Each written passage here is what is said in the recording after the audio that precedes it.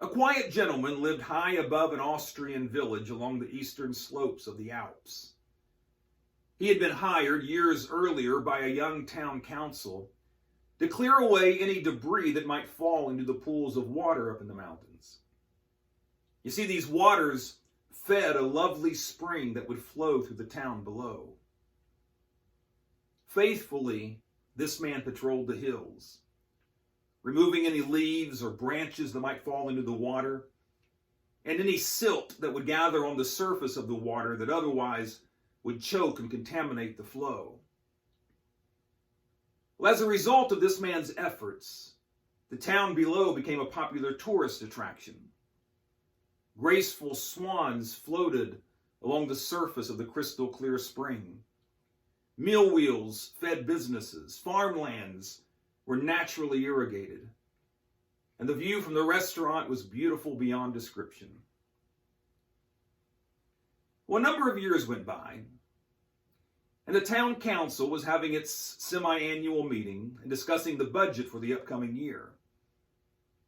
Well, one of the town council's members noticed the salary figure that was being paid to this obscure keeper of the spring. And he raised questions about it.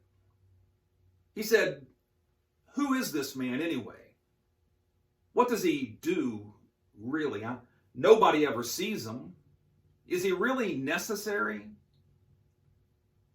And that night, the town council voted to let him go. And the keeper of the spring was relieved of his duties. Well, several weeks went by and nothing changed. But then autumn rolled around, and leaves began to fall, branches began to snap off, and began to choke the fresh flow of water. The silt began to gather on the surface of the water, and a nasty odor began to fill the air in the village below. Mill wheels slowed down, some came to a halt. The swans left, as did most of the visitors. Sickness and disease began to make their way through the village. Well, after some time, a very embarrassed town council called an emergency meeting and decided to rehire the keeper of the spring. Much of our work and service for the Lord may often go unnoticed.